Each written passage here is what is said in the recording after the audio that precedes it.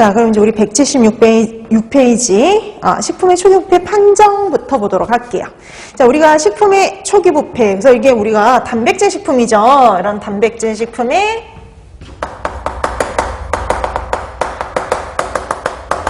신선도라든지 초기 부패를 판정하기 위한 방법은 우리가 어디서도 했냐면 필기에서도 했는데 이게 실기에서도 나오고요. 실기에서도 시험 문제로 출제가 됩니다. 자, 우리가 단백질 식품의 신선도라든지 초기 부패를 판정하는 방법에는 뭐 일반 세균수, 휘발성 염기질소 측정, 그다음에 트리메틸 아민 측정, 히스타민, pH 측정 이런 방법들이 있고요. 이런 애들뿐만 아니라 물리적인 검사법, 관능적인 검사법도 존재를 했었죠. 작년 시험 문제 이거 찾는 문제였어요. 그래서 단백질 식품의 신선도, 부패 이걸 판정에 이용되는 것을 찾아라. 이게 바로 시험 문제였습니다. 그럼 이제 우리가 이 중에 보기가 나왔죠. 휘발성 염기질소 측정이 출제가 됐었어요. 그 다음에 또 기억할 거. 수치가 있는 애들은 수치를 또 기억해 두셔야 되죠. 자, 수치 확인할게요.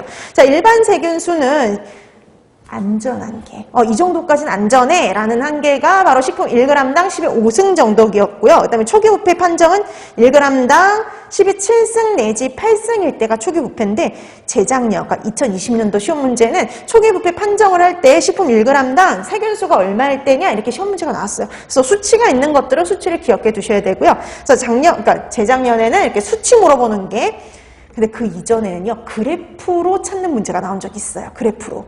자, 그래서 이렇게 그래프로 나올 수도 있고, 그냥 말로도 이렇게 나올 수 있는 거죠. 자, 휘발성 염기 질소는 30에서 40mg%일 때를 초기 부패라고 판정을 합니다. 근데 여러분 이게 이제 그냥 휘발성 염기 질소 자체가 나오기도 하고, 이렇게 수치를 물어보는 게 나오기도 하는데, 2019년에는 수치 물어보는 게 나왔어요. 부패 시에. 부패 시에 휘발성 염기질소의 양은 이게 시험 문제였죠. 그래서 30에서 40mg%일 때가 초기 부패, 50mg% 이상이면 부패라고 얘기를 하죠. 자, 그 다음에 트리메틸 아민 값이 4에서 6mg%일 때로 우리가 초기 부패라 판정을 하고요. 그 다음에 10mg% 이상이면 부패 이렇게 판정을 합니다.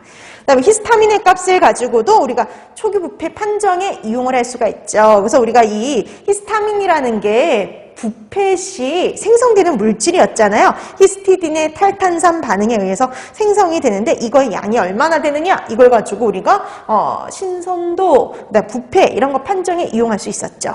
자, 그다음에 pH를 측정을 해서 우리 아까 사후 pH의 변화 그래프를 그리면 pH가 떨어졌다 이렇게 다시 올라가게 되는데 우리가 보통 6.0에서 6.5 요 사이에 있을 때를 초기 부패라고 보시면 되고요. 이때가 초기 부패. 그 다음에 이제 위로 올라와서 부패가 진행이 되는 거죠. 그래서 6.0에서 6.5 사이에 있을 때를 초기 부패라고 판정을 합니다. 자, 근데 우리가 이런 방법들 말고 그럼 우리 보세요. 이런 부패나 신선도를 검사하는 방법에는 관능 검사도 있고요. 그 다음에 일반 세균수도 있고요. 그 다음에 화학적인 검사법들도 있는데 그 화학적인 검사법이 우리 지금 거기 나와 있는 휘발성 염기질소부터 2번부터 그 다음에 거기 pH 측정 5번까지 그래서 2번부터 5번까지 거기 우리 책에 나와 있는 그 내용들이 화학적인 검사법들이에요. 그 다음에 네 번째 물리적 검사법도 있죠. 그래서 우리 식품의 신선도 검사법 중에 물리적인 검사법은 이렇게 해서 시험 문제가 출제가 된 적도 있다라고 말씀드렸었죠. 물리적인 검사법의 가장 대표적인 거 경도라고 보시면 돼요. 물리적인 검사법은 말 그대로요. 식품의 물리적인 특성을 검사한 거예요. 자, 그래서 이 물리적인 검사법의 대표 온도, 비중, 경도, 전기 저항값 등이고요. 주로 시험 문제에 가장 많이 나오는 건 경도라고 보시면 되는 거죠. 이건 뭐 2019년도에 나왔던 시험 문제입니다. 자, 그 다음에 여러분 또 하나 반드시 기억해야 될 게 있어요. 유지의 3패를 측정하는 방법.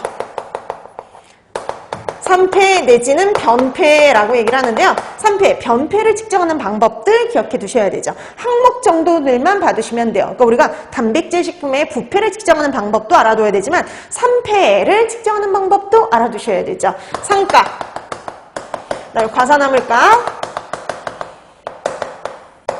그 다음에 카르보니까,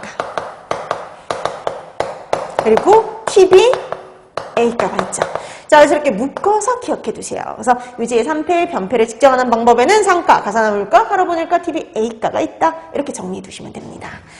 자, 그래서 여기 부패라든지 신선도라든지 유지의 3패 이런 것들을 측정하는 방법은요. 잊을만 하면 한 번씩 나와요. 그래서 이게 자주 출제되는 파트니까요. 이 내용들 공부해 두시면 됩니다. 자, 그 다음에 이제 우리 새롭게 나오기 시작한 게 이물검사법이에요. 그래서 원래는 이제 원래는 다 하는 것이 좋지만, 우린 좀 위생사는 좀 간단하게 했기 때문에 이물검사를 예전엔 안 했거든요. 근데 작년에 이물검사법이 시험 문제에 출제가 됐어요. 자, 이물검사법, 이건 어디에 들어있는 거냐면, 식품 공전